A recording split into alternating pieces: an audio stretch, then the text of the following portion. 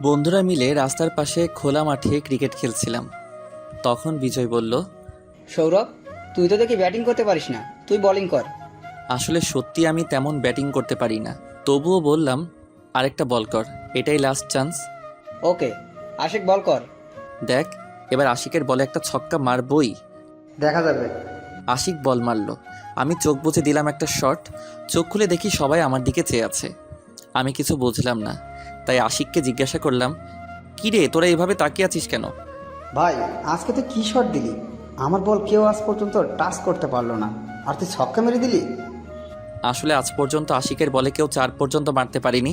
ভালো বোলিং করতে পারে আশিক, কিন্তু আজকে কিভাবে তার বল ছক্কা মারলাম নিজেও জানি না। ভাই, আমি নিজেও জানি না কিভাবে মারলাম তোর বল। চল বলটা নিয়ে আসি।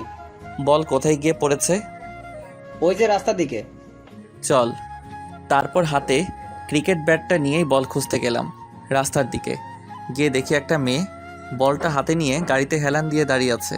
তারপর আমি আর আশিক মেয়েটার কাছে গেলাম, গিয়ে বললাম, এই যে ম্যাডাম, বলটা দেন। তাহলে এটা তোদের বল? জি, এটা আমাদের ক্রিকেট বল, এখন দেন। দিতে পারি, একটা শর্তে। কি সত্য? এই গাড়ির গ্লাস ভেঙে গেছে তোদের ক্রিকেট বলটা লেগে। এখন এটা ঠিক করে দিতে হবে, না হলে বল পাবে না। দেখুন, আমরা তো ছোট ছোট ছেলে, আমরা এত টাকা কোথায় পাবো? আর আমরা তো ইচ্ছে করে বলটা এদিকে মারিনি। হয়েছে, আর নাকামো করতে হবে না। এই নে বলটা, আর যেন রাস্তার পাশে এরকম খেলা করতে না দেখি। আমি বলটা হাতে নিয়ে বললাম, ধন্যবাদ। ঠিক আছে, আর এই এলাকার পুলিশ স্টেশনটা কোন দিকে? আমরা তো বললাম আমরা ইচ্ছে করে বলটা মারিনি। ভয় পাস না, আমি কিছু করব না। তাহলে থানায় কেন যাবেন? আমি ট্রান্সফার হয়ে নতুন এসেছি এখানে। তার মানে আপনি পুলিশ? সত্যি কথা বলবো, ছোটবেলা থেকে আমি পুলিশকে ভয় পাই। এখন বলো কোন দিকে থানা? সোজা গিয়ে ডান দিকে যাবেন, তারপর আবার সোজা যাবেন, পরে বাঁ দিকে গেলেই পেয়ে যাবেন আপনার থানা। এত ঘুরিয়ে পেঁচিয়ে রাস্তা আমি বুঝতে পারবো না, তার চেয়ে তুই আমার সাথে চল। আমি হুম আমি যেতে পারবো না, আমার কাজ আছে, অন্য কাউকে নিয়ে যান। গাড়িতে ওঠো।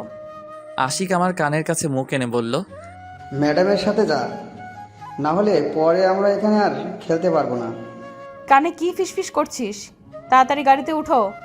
আমিও আর কিছু বললাম না, চুপ করে থাকাটাই বুদ্ধিমানের কাজ। পুলিশদের বিশ্বাস নেই, কি না কি করে তাদের কথা না শুনলে, তাই চুপচাপ গাড়িতে উঠে পড়লাম। গাড়ি আপন গতিতে চলেছে, আমি মেয়েটার পাশে চুপচাপ বসে আছি, কোনো কথাই বলছি না। আর মেয়েটা গাড়ি ড্রাইভিং করছে। নীরবতা ভেঙে মেয়েটা আমাকে জিজ্ঞেস করলো, এখনো আমাকে ভয় পাচ্ছিস? না, তাহলে চুপচাপ বসে আছিস কেন? এমনি। আচ্ছা, তোর নাম কি? সৌরভ। আর আপনার? মায়া। আচ্ছা, তুই কোন ইয়ারে? মাস্টার্স কমপ্লিট করেছি, এখন বাড়িতেই থাকি। তোর পরিবারে কে কে থাকে?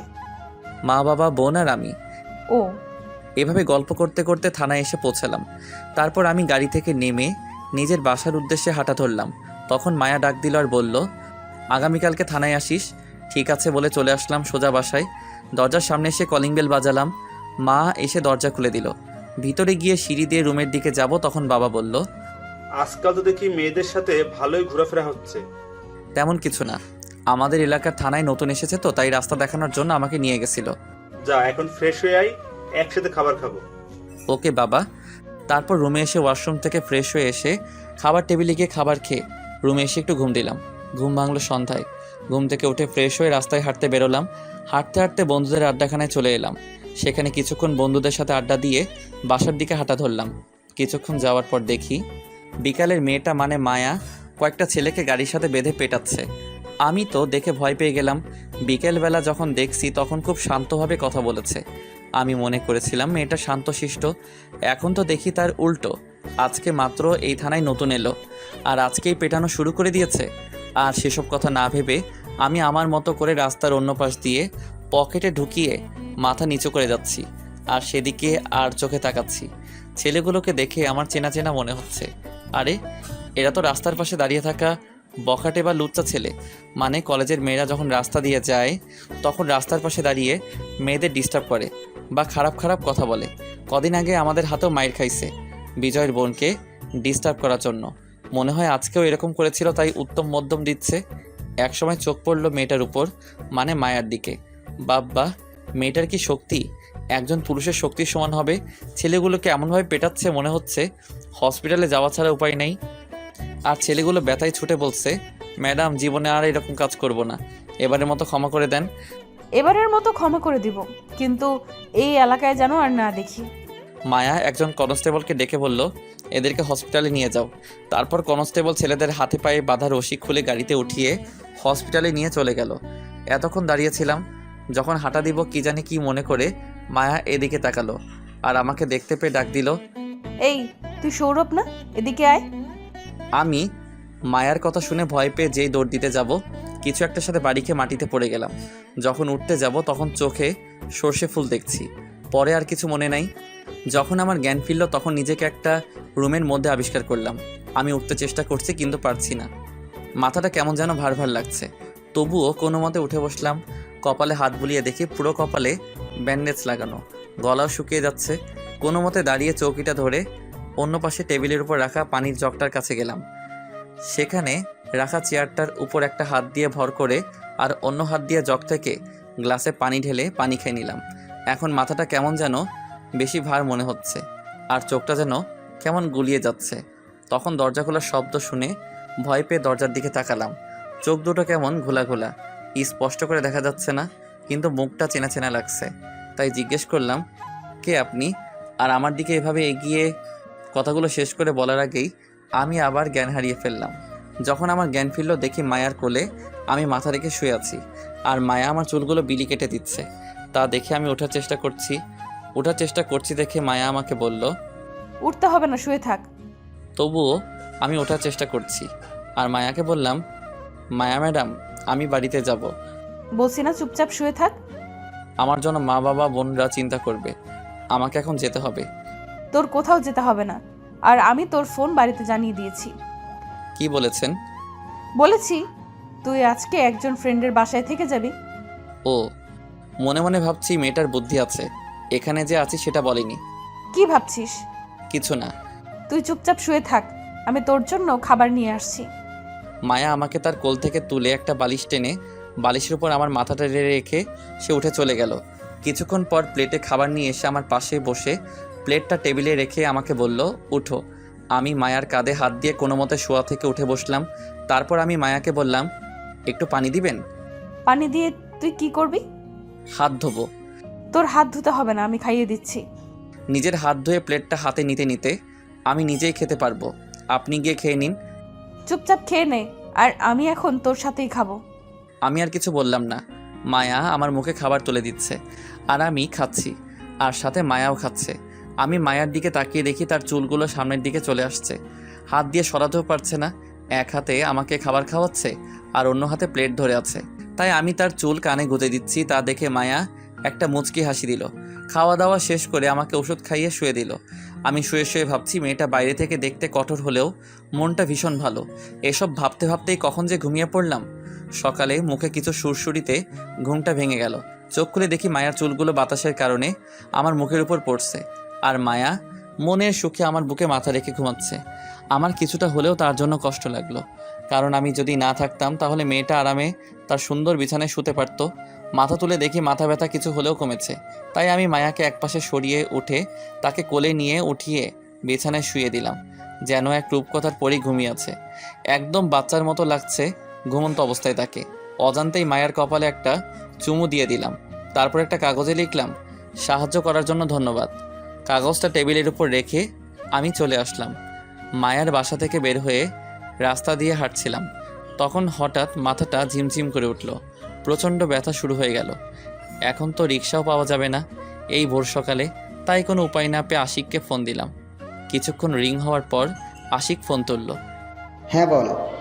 একটা সমস্যায় পড়েছি, একটু তাড়াতাড়ি আয়। কি সমস্যা আর কোথায় তুই? আমি এই জায়গায় আছি। আমি আসছি, তুই 5 মিনিট অপেক্ষা কর। ফোন পকেটে রেখে দিয়ে সামনের একটা ইটের উপর বসে পড়লাম। মাথায় হাত দিয়ে খুব যন্ত্রণা করছে মাথাটা। কিছুক্ষণ অপেক্ষা করার পর আশিক বাইক নিয়ে হাজির।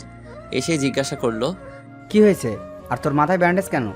আগে আমাকে তোর বাসায় নিয়ে চল, তারপর তোকে সব বলছি। ওকে, আয় বাইকে উঠে পড়। আমি গিয়ে বাইকে উঠে পড়লাম। আশিক বাইক স্টার্ট দিল। তারপর চললাম আশিকের বাসায়। অন্যদিকে মায়ার ঘড়ির অ্যালার্মে ঘুম ভেঙে যায়।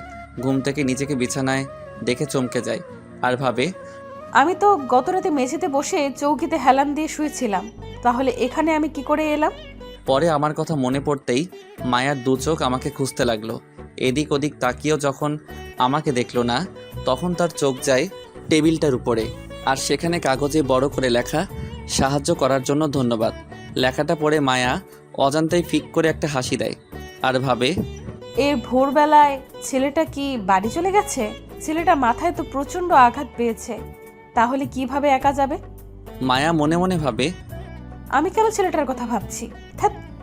বলে মায়া বিছানা থেকে উঠে ওয়াশরুমে চলে যায়। ওয়াশরুম থেকে ফ্রেশ হয়ে এসে মায়া বিছানা ঠিক করতে যায়। যেই চাদরটা তুলে ভাঁজ করতে যাবে তখন একটা মানিব্যাগ চাদর থেকে ছিটকে এসে মেঝেতে পড়ে। মায়া কৌতূহল বশত চাদরটা রেখে মানিব্যাগটা তুলে দেখে ব্যাগে কিছু টাকা আর একটা ছিঁড়া ফটো। মায়া মানিব্যাগ থেকে ছিঁড়া ফটোটা বের করে দেখে বড় রকমের একটা টাসকি খায়, কারণ ফটোতে মায়ার ছোটবেলায় তার মনের মানুষের সাথে তোলা ফটোর অর্ধেক ফটো। মায়া তাড়াতাড়ি করে তার পার্স ব্যাগ থেকে তার কাছে থাকা এরকমই একটা অর্ধেক ছিঁড়া ফটো বের করে মানি ব্যাগ থেকে পাওয়া ফটোর সাথে মিলিয়ে দেখে, আর সেটা মিলেও যায়। মায়া ভাবে, এই মানিব্যাগটা কার হতে পারে, নাকি সৌরভের? সৌরভকে জিজ্ঞেস করলেই বোঝা যাবে এই মানিব্যাগটা কার।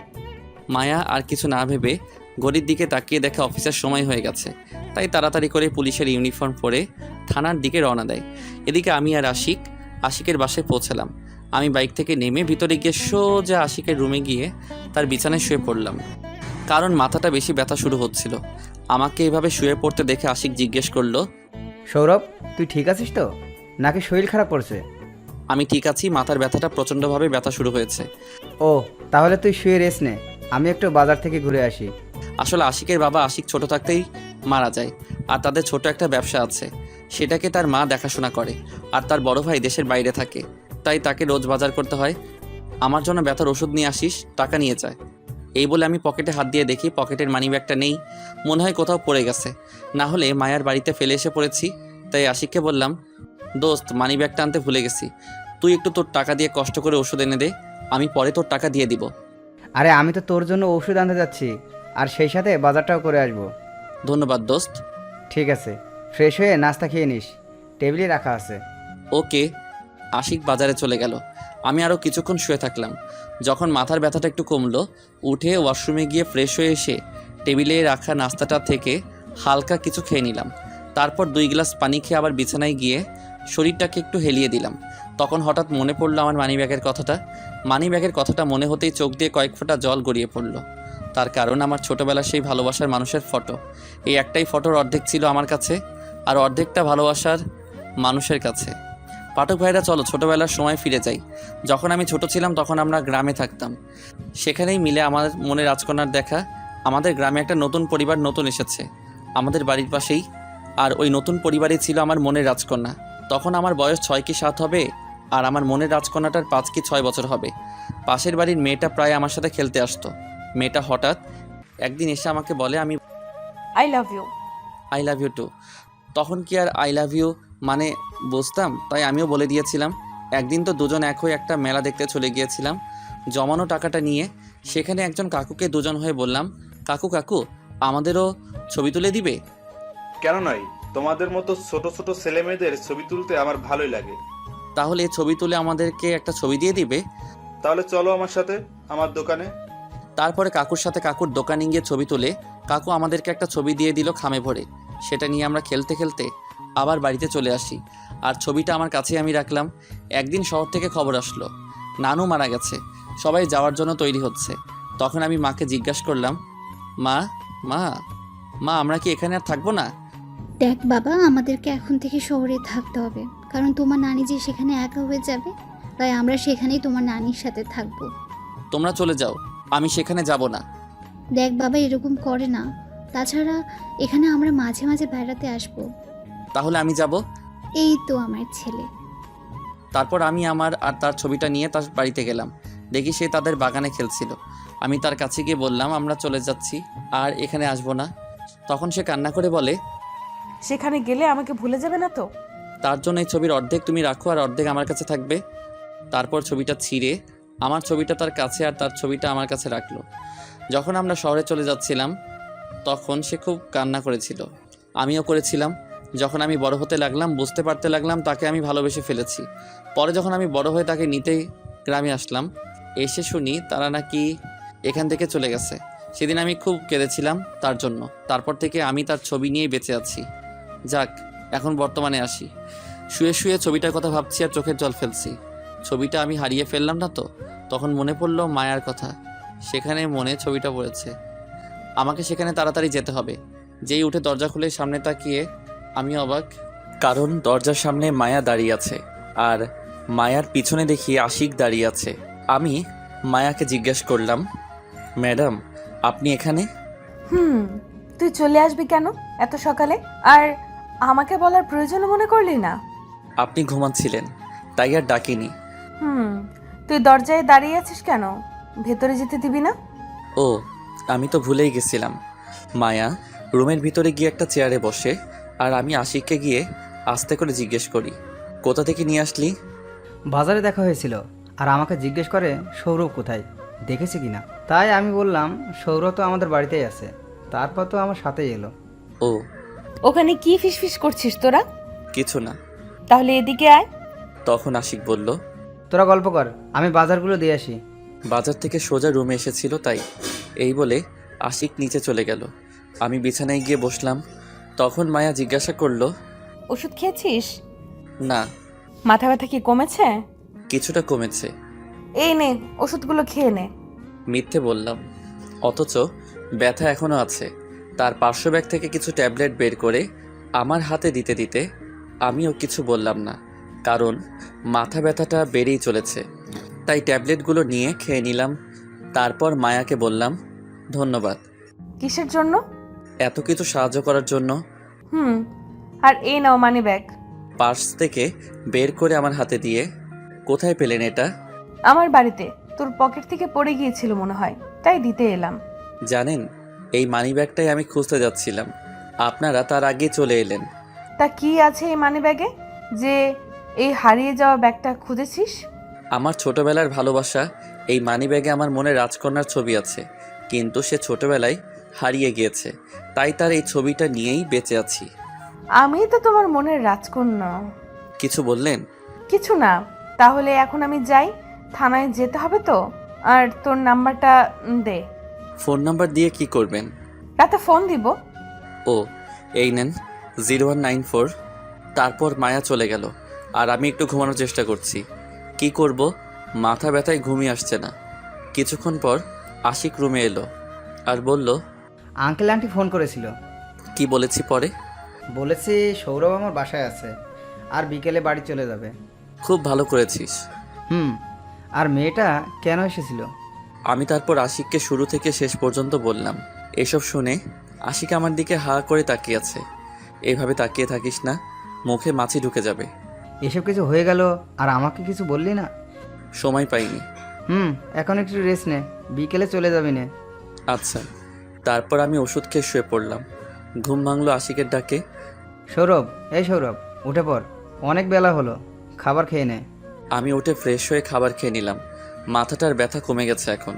তাই আশিককে বললাম, দোস্ত তুই না থাকলে কি যে হতো। থ্যাঙ্কস দোস্ত। কমেছে মাথা ব্যথাটা? কমে গেছে দোস্ত। এখন বাড়ি চলে যাই, পরে আবার মা বাবারা আমার জন্য চিন্তা করবে। চল, আমি তোকে বাইকে করে বাসায় দিয়ে আসি। ঠিক আছে। তারপর আমি আশিকের সাথে বাইকে করে বাসায় চলে এলাম। আমি বাইক থেকে নেমে আশিককে বললাম, ভিতরে আয়, চা খেয়ে যাবি?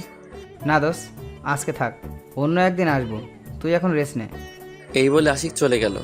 বাসার দরজার কাছে গিয়ে কলিং বেল বাজালাম। মা এসে দরজা খুলে দিল আর আমাকে দেখে জিজ্ঞেস করলো, তোর মাথায় কি হয়েছে? ব্যান্ডেজ কেন? তেমন কিছু না, ওই একটু পড়ে গিয়ে কেটে গেছে। দেখে চলতে পারিস না? আয় ভেতরে আয়। আমি ভিতরে গিয়ে ওয়াশরুম থেকে ফ্রেশ হয়ে নিলাম। তারপর রুমে গিয়ে বিছানায় শরীরটা একটু এলিয়ে দিলাম আর হাতে ফোনটা নিয়ে একটু ফেসবুকে ঢুকলাম। অনেক দিন ধরে ফেসবুকে ঢোকা হয় নাই। নোটিফিকেশন চেক করছিলাম, তখন দেখি আমার ছবিতে কেউ কমেন্ট করেছে। আইডির নাম ছোটবেলার ভালোবাসা। কমেন্ট বক্সে ঢুকে দেখি ওই আইডি থেকে লিখেছে সো সুইট জানু। আমি তো দেখে অবাক, এটা আবার কে হতে পারে যে আমাকে জানু বলছে। আইডির প্রোফাইল চেক করে দেখি আইডিটা কোনো মেয়ের আইডি। আমি রিপ্লাই দিলাম, কে আপনার জানো? আর আপনি কি আমাকে চিনেন নাকি? এটা লিখেই ফেসবুক থেকে বের হয়ে গেলাম। শুয়ে শুয়ে ছোটবেলার আমার মনের রাজকন্যার ছবিটা মানিব্যাগ থেকে বের করে দেখছিলাম। তখন মা আমার রুমে এসে বলল, খেতে আয়। আমি ছবিটা হাতে নিয়ে বললাম, মা আমি আশিকদের ওখানে খেয়ে এসেছি।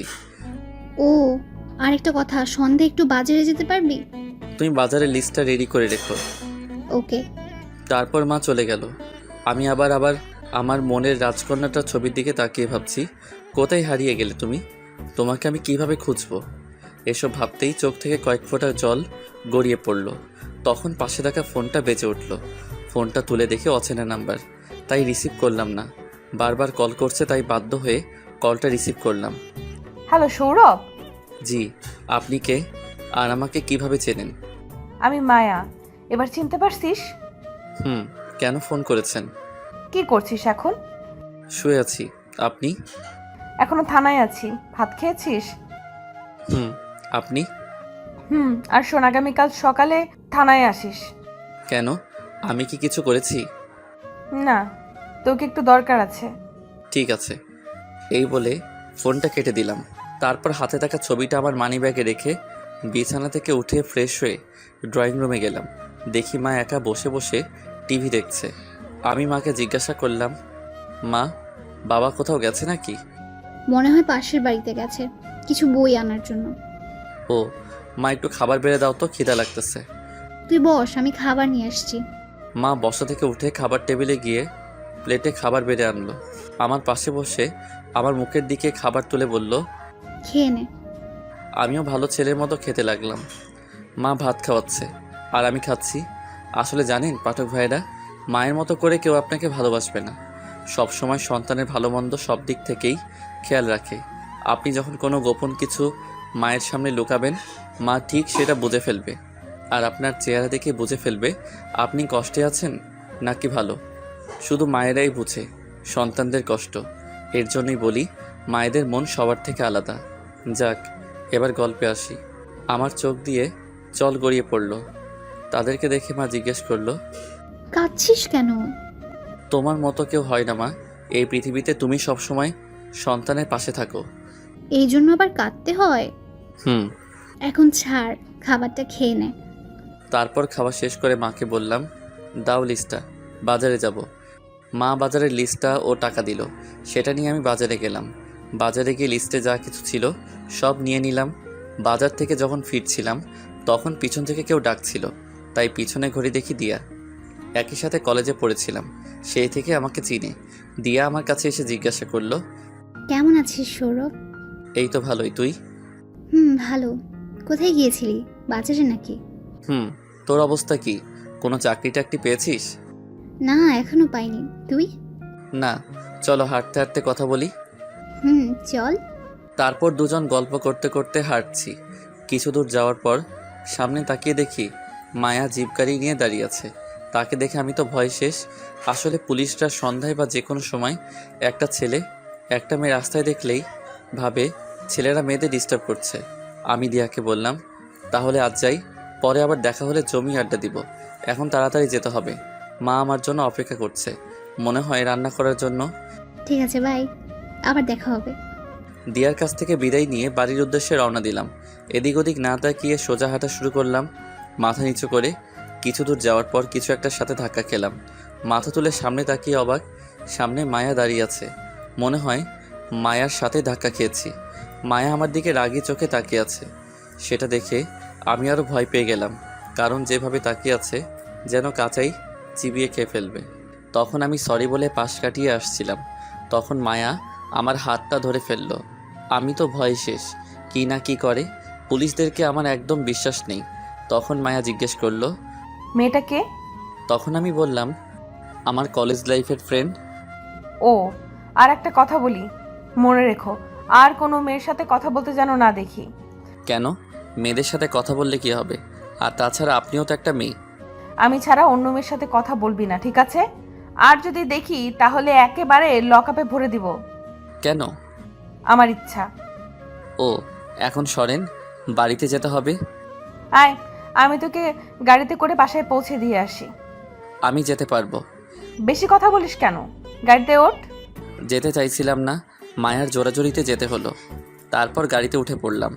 গাড়ি গতিতে চলছে, আমি চুপ করে বসে আছি। নীরবতা ভেঙে মায়া বলল, আচ্ছা সৌরভ, তোর কি কোনো গার্লফ্রেন্ড আছে? নেই, তবে ছোটবেলায় ছিল একজন, হারিয়ে ফেলেছি তাকে।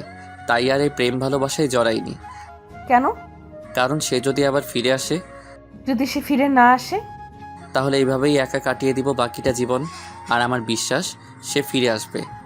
ও, গাড়ি থামান, বাসায় এসে গেছি। আসলে কখন যে বাসার সামনে চলে আসলাম নিজেই বুঝিনি। এটা তোদের বাসা? চলেন, চা খেয়ে যাবেন। না, আজকে থাক, পরে একদিন আসবো। এই বলে আমি বাসার ভিতরে চলে যাচ্ছিলাম, তখন আবার মায়া ডাক দিয়ে বলল, আগামীকাল রেডি থেকো, ঘুরতে যাব। ঠিক আছে। তারপর আমি ভিতরে চলে গেলাম, গিয়ে মায়ের কাছে বাজারটা দিয়ে ওয়াশরুমে গিয়ে ফ্রেশ হয়ে নিলাম। রুমে এসে ফোন হাতে নিয়ে একটু ফেসবুকে ঢুকলাম। কিছুক্ষণ নিউজ ফিডে স্ট্যাটাস দেখার পর একটা মেসেজ আসলো ছোটবেলার ভালোবাসা নামের আইডি থেকে। আমি মেসেজটা চেক করে দেখি, লিখেছে। কি করছো জান? মেসেজটা পড়ে তো আমি অবাক, কারণ এসব মেসেজ তো আমাকে কেউ দিবে না। তাই আমি রিপ্লাই দিলাম, কে আপনি, আর আমাকে জান টান এসব কি বলছেন?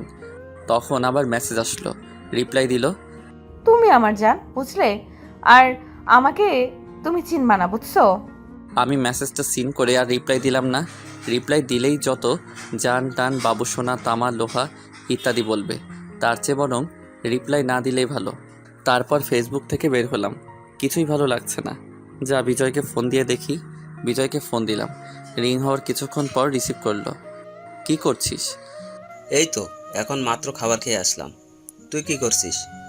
এই তো শুয়ে আছি। শোন, আগামীকালকে জনি মামার দোকানে চলে আসিস, কথা আছে। ঠিক আছে, আশিকদেরও বলে দিস। Okay, good night. To you. ফোনটা রেখে একটা রবীন্দ্রনাথের গল্পের বই পড়ছিলাম। মা এসে খাওয়ার জন্য ডেকে গেল। আমি বিছানা থেকে উঠে ডাইনিং টেবিলে গেলাম, দেখি আজকে পোলাও করেছে। আহা কি শান্তি, আজকে পেট ভরে খাবো। এই যে পাঠকরা, আমাকে পেটুক ভাববেন না, খেতে চাইলে চলে আসেন। ও, আপনারা তো আমার বাসার ঠিকানা জানেন না। ঠিক আছে, কোনো ব্যাপার না, এখন তো ডিজিটাল যুগ, আমি আপনাদের জন্য বিকাশে পাঠিয়ে দিব, কেমন? আম্মু, আজকে পোলাও রান্না করেছো?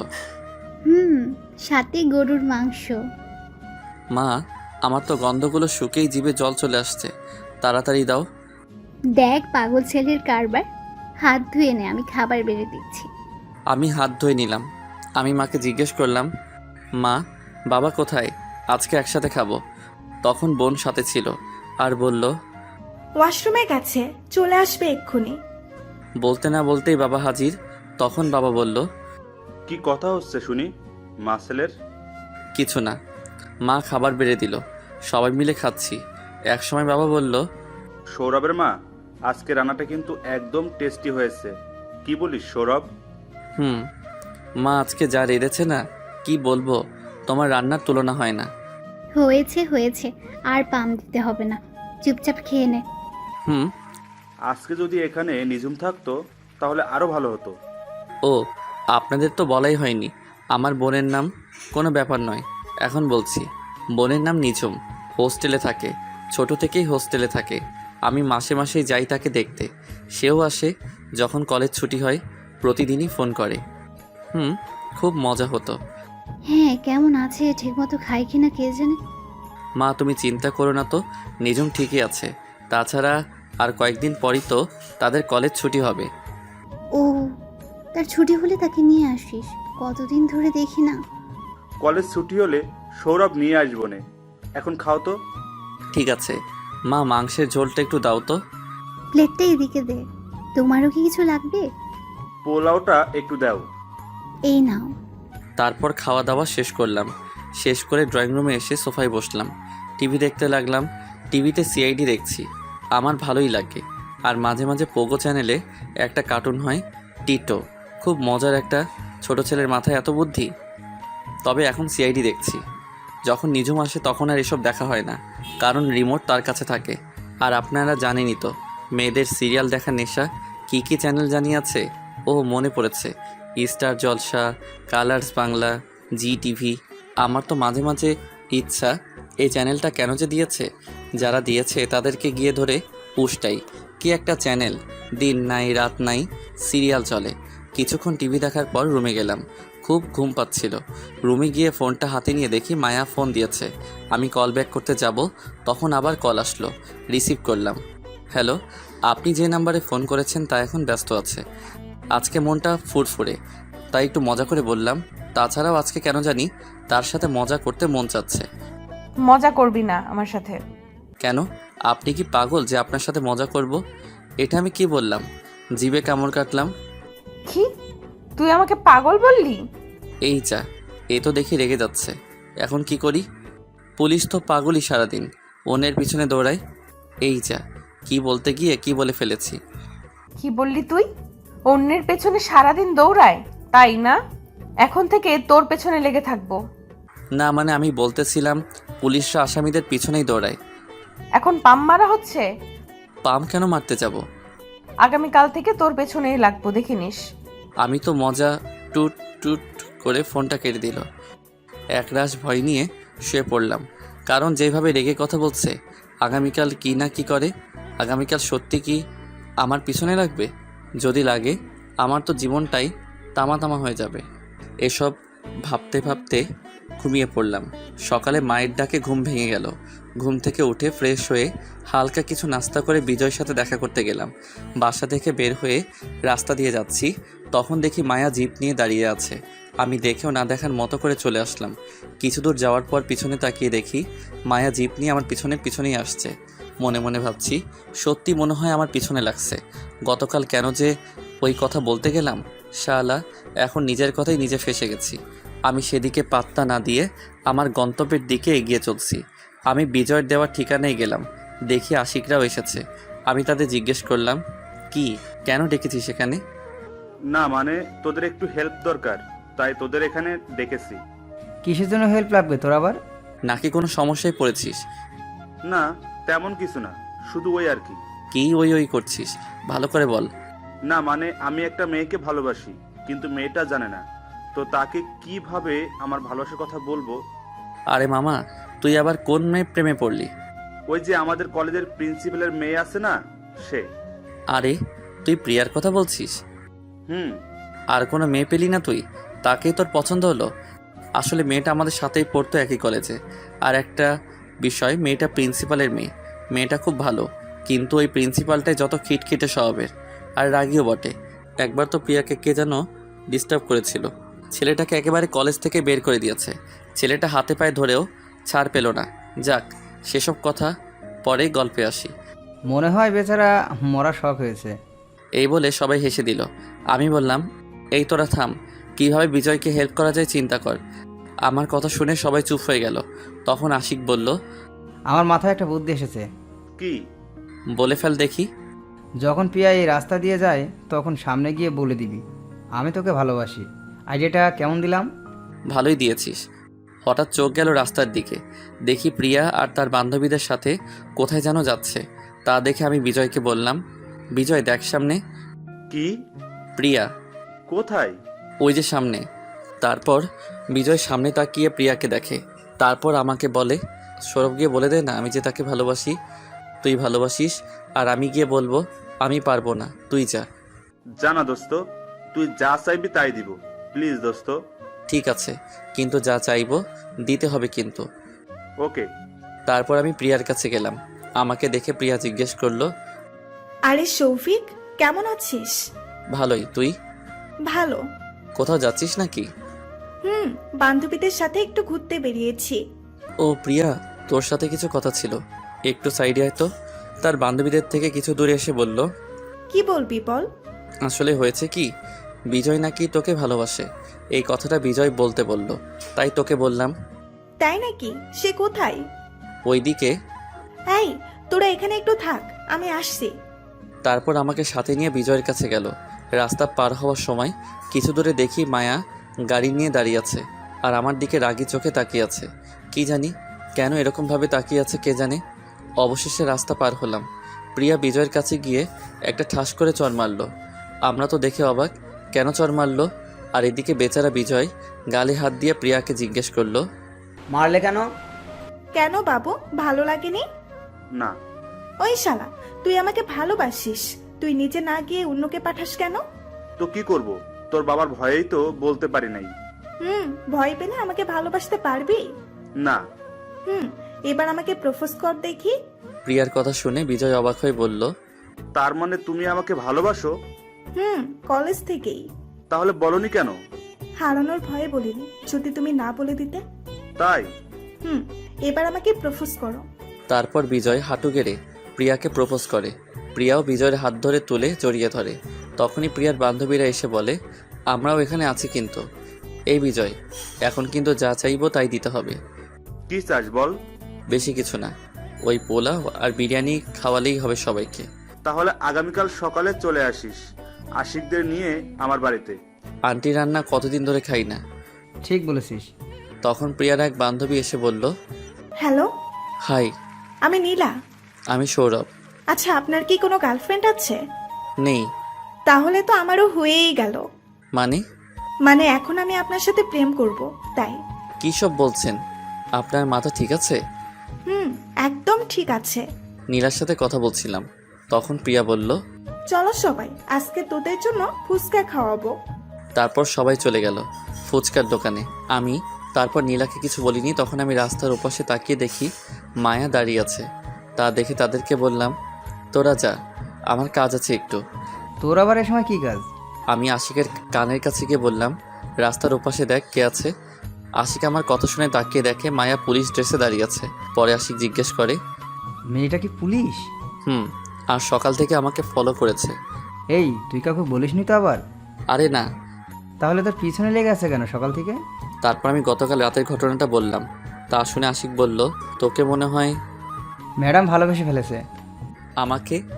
তা নয় তো কি, যেভাবে তোর পিছনে লাগছে তা দেখে তো আমার তাই মনে হয়। যা গিয়ে জিজ্ঞেস কর কি জন্য এখানে এসেছে। ঠিক আছে, তোরা যেতে থাক তাহলে। ওকে। তাদেরকে পাঠিয়ে দিয়ে আমি মায়ার কাছে গেলাম। গিয়ে জিজ্ঞেস করলাম, এই যে আপনি আমার পিছনে লাগছেন কেন? গতকাল রাতে তুমিই তো বলছিলা পুলিশরা শুধু শুধু মানুষের পেছনে দৌড়ায়, তাই আজ থেকে তোমার পেছনে লেগেছি। আচ্ছা, আপনি কি আমাকে ভালো টালোবাসেন নাকি? তা বলতেও পারো, কিন্তু কেন? না মানে আপনি তুই থেকে তুমিতে চলে গেলেন। তাই? আর শুনেন, আমি কিন্তু আপনাকে ভালোবাসতে পারবো না। কেন? কারণ আমার ছোটবেলার ভালোবাসা এখনো আছে। হারিয়ে গেলেও আমার বিশ্বাস সে ফিরে আসবে। তোমার সামনেই তো দাঁড়িয়ে আছে। কিছু বললেন? না, কিছু না। ও, তাহলে এখন যাই। এই বলে চলে যাচ্ছিলাম, তখন মায়া বলে উঠল, কোথায় যাচ্ছ? নাকি ওই ডাইনি মেটার কাছে যাবে? কেন, কোনো সমস্যা আছে আপনার? হ্যাঁ, আমার অনেক সমস্যা, কারণ আমি তোমাকে ভালোবাসি। কখন থেকে? যেদিন তুমি মাথায় আঘাত পেয়েছিলে সেদিন থেকেই।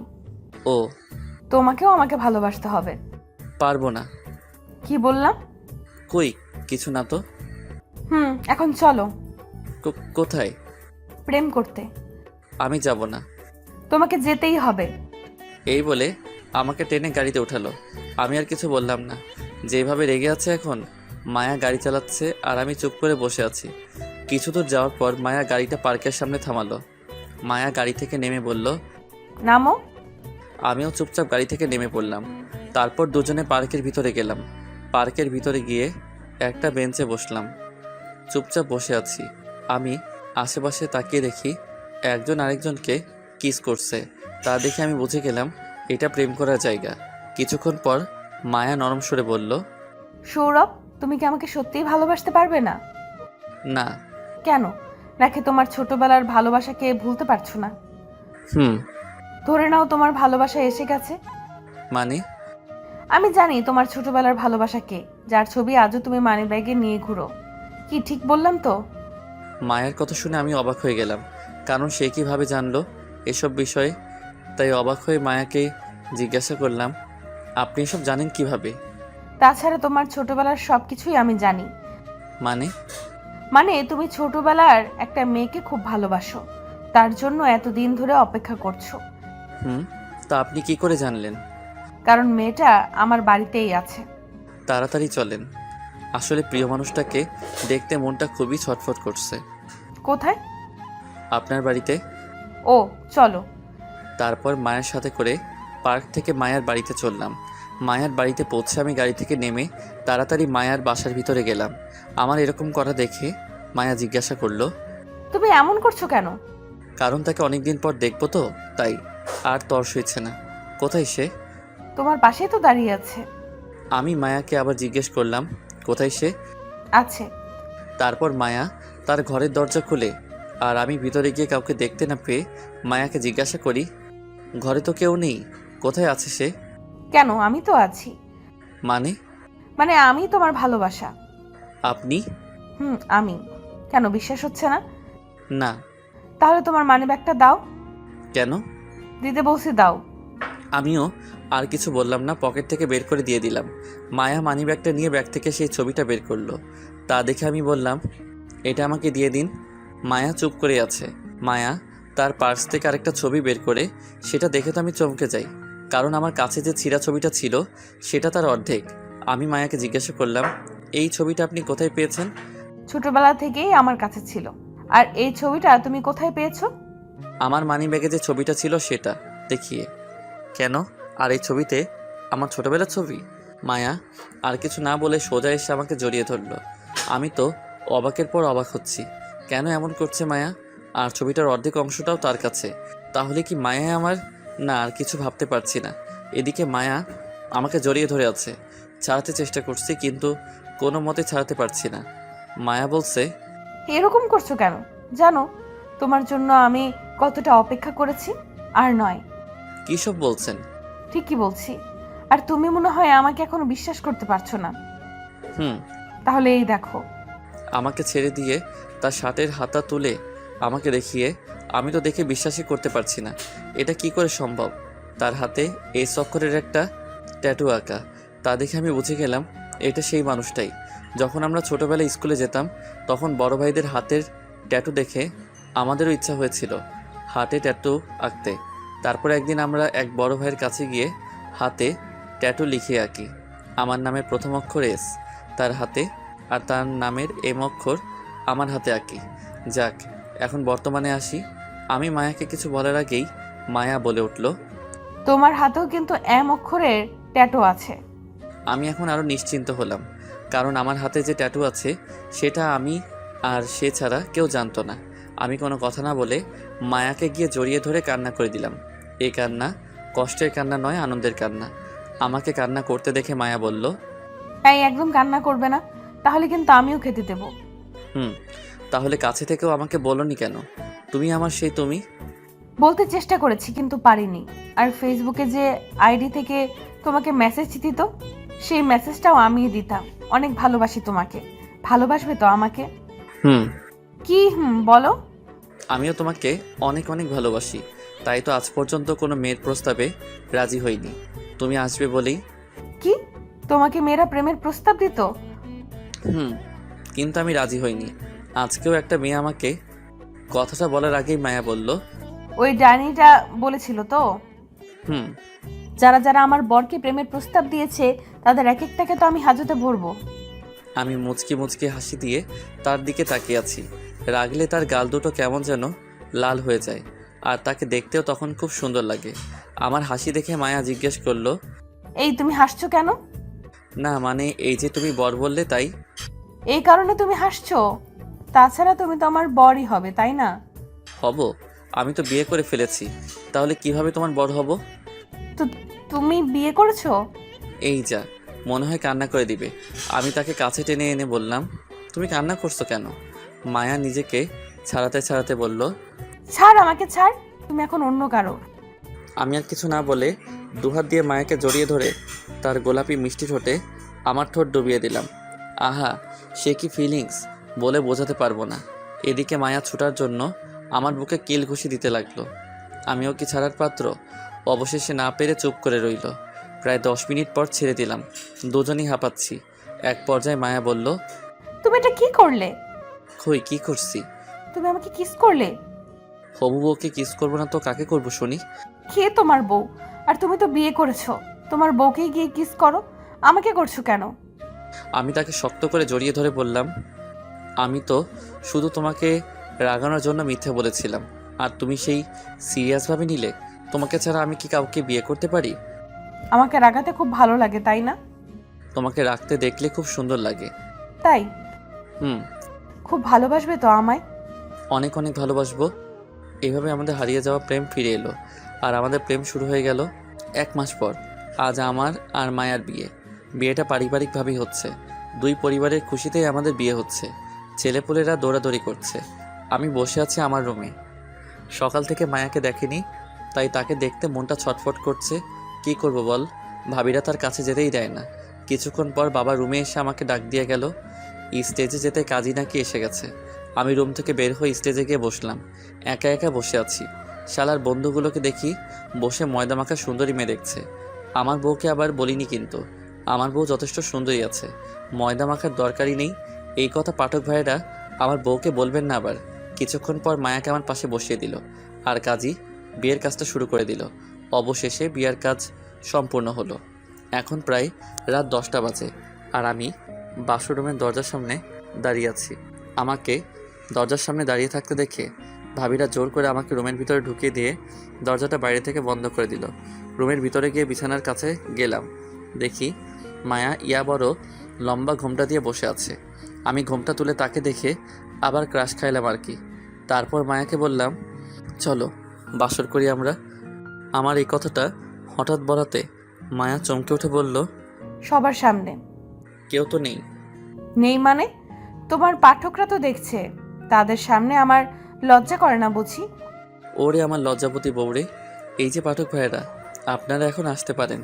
অনেক পড়েছেন, অন্য একদিন পড়ে নেবেন। এখন দেখছেন না আমার লজ্জাপতি বউটা কত কত লজ্জা পাচ্ছে। এই আমি পাঠকদেরকে তাড়িয়ে দিয়েছি, এখন তো শুরু করি। লাইটটা অফ করে দাও। তারপর লাইট অফ, দুজনে মিলে এখন বাসর করতে হবে। এই পাঠক ভাইরা, এখন আপনারা জাননি আপনাদের মা বাবা আপনাদের জন্য চিন্তা করবে তো। এইভাবেই শুরু হলো এই গল্পের আমাদের সুখের সংসার জীবন। ভালোভাবে যেন কাটে তাদের এই সুখের জীবনটা। আজ এখানেই শেষ করছি এই গল্পের এই পর্ব। দেখা হবে আবার কোনো গল্প নিয়ে। ধন্যবাদ সবাইকে আমাদের পাশে থাকার জন্য।